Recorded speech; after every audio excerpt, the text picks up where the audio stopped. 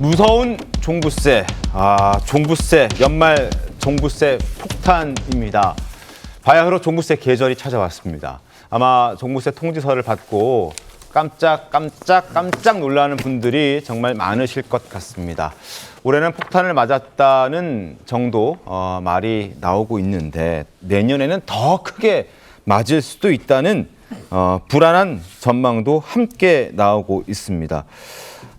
정부에서는 종부세와 관련해서 세금 기준을 크게 건드린 건 없다. 다만 집값이 가파르게 상승했기 때문이다라고 이야기를 하고 있는데 고가의 집을 가진 분들이 많다는 이야기일 테고 그리고 그만큼 걱정하는 분들도 그리고 세금 때려 맞은 분들도 많다는 이야기겠죠.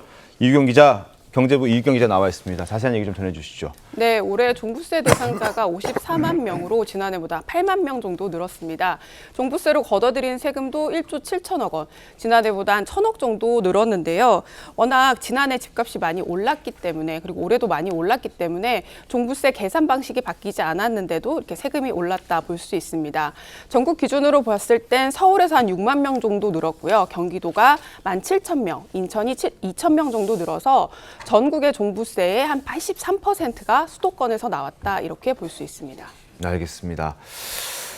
자, 종부세가 이렇게 오른 이유가 집값 상승 때문이라는 건데 종부세 자체도 꽤 많이 올랐는데 올해 제대로 폭탄을 맞은 곳이 몇몇 군데가 있습니다. 바로 강남 그리고 강남을 포함한 한강벨트라는 얘기가 나오고 있더군요. 유경 기자. 네, 서울 잠실의 한 아파트를 예로 들어보면요. 네. 전용 82제곱미터를 가진 1주택자의 경우 올해 종부세가 한 300만 원 정도 나온 것으로 조사가 됐습니다. 지난해 178만 원 정도 나왔었으니까요. 한 70% 정도 오른 건데요. 또 다른 보유세인 재산세와 다른 세금들을 합하면 올해만 세금으로 한 870만 원 정도를 내야 하는 상황입니다. 야. 또 아까 말씀드렸던 것처럼 서울 마포와 성동 이런 한강벨트 지역이 올해 집값이 좀 많이 올랐고 지난해보다 그래 왔기 때문에 서울 마포의 한 대단지 아파트의 경우에도 지난 2년간은 종부세 대상이 아니었는데 올해는 포함되는 것으로 나타났습니다. 네. 그래서 올해 한 31만 원 정도 전용 84제곱미터를 가진 1주택자의 경우에는 이렇게 종부세를 내야 되는 상황이 됐습니다. 그렇군요. 종부세가 오르면서 특히 일정한 소득이 없는 은퇴한 분들이 있지 않습니까? 이분들은 더 큰 부담으로 다가올 수밖에 없습니다. 관련 목소리 들어보겠습니다. 연금 도는 데다가 그냥 들어온 게 없으니까 이제 자식들한테 손 벌릴 수밖에 없는데 참 가슴 아파요 사실은. 안 줘서 물벼락 맞는 거죠. 내년에는 뭐 몇십 프로를 더 올린다니까 이거는 이게 승질 나는 거지.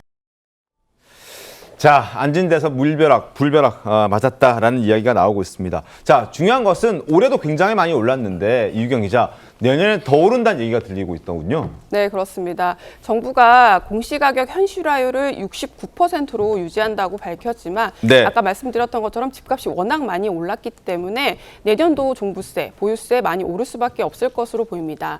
한 전문가가 이렇게 시뮬레이션을 해봤더니요. 서울의 경우에는 최소한 30% 그리고 많게는 한 50% 정도까지 오를 수밖에 없다. 이런 조사 결과가 나왔습니다. 30에서 50%. 안 그래도 지금도 굉장히 많이 오른 상태이고 8만 명이 추가적으로 더 받아야 되는 그런 상황인데 내년에는 30에서 50%까지 오를 수 있다. 자, 무서운 종부세. 반포자이 대표적인 몇 군데 저희가 선정해 봤습니다. 반포자이 534만 원의 종부세를 내야 합니다. 52% 지난해보다 오른 가격이고 대치 레미안 아파트 397만 원 이건 60% 오른 가격이고요. 송파 헬리오시티 여기도 엄청 대단지죠. 68만 원 138%가 올랐습니다. 2배 넘게 올랐다는 이야기인데 내년은 여기에서 더 오를 수 있다라는 무서운 종부세 이야기가 나오고 있습니다. 그런데도 약간 이중과세처럼 보유세도 올려야 된다라는 얘기도 지금 나오고 있어서 걱정드립니다. 전문가들은 보유세 인상이 되려 집값을 올릴 수 있다라면서 강한 우려감을 드러내고 있는데 목소리 먼저 들어보시죠. 아무래도 선거를 많이 의식하는 것 같은데 저는 공급 대책과 함께 보유세 강화 조치가 필요하다. 보유세 인상은 조세의 증가 효과로 인해서 이 부동산 가격의 상승으로 이어지는 부작용이 나타났다라고 보시면 자, 유경 기자, 민주당 내부에서 진성준 전 정책위의장이죠.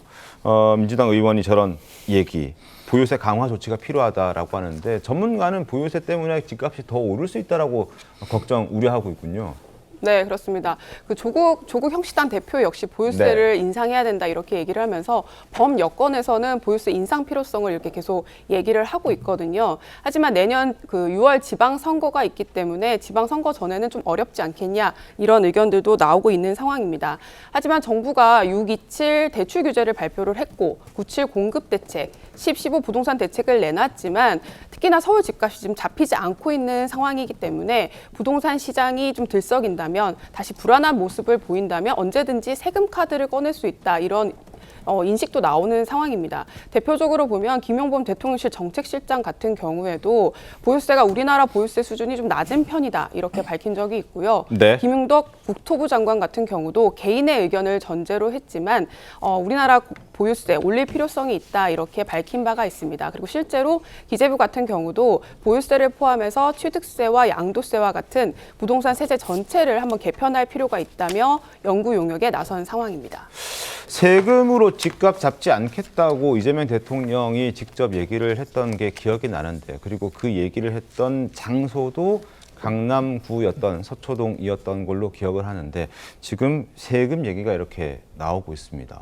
보유세도 종부세도 또 세금 어떻게 보셨습니까? 저는 민주당이나 이재명 대통령이나 네. 전문가들의 의견을 좀 들었으면 좋겠습니다. 네. 부동산 시장 전문가들이 동일하게 하는 얘기는 지금 부동산 시장의 근본적인 문제는 공급과 수요의 불균형, 그러니까 공급 측면에서 많은 부족 현상이 있다는 거고요.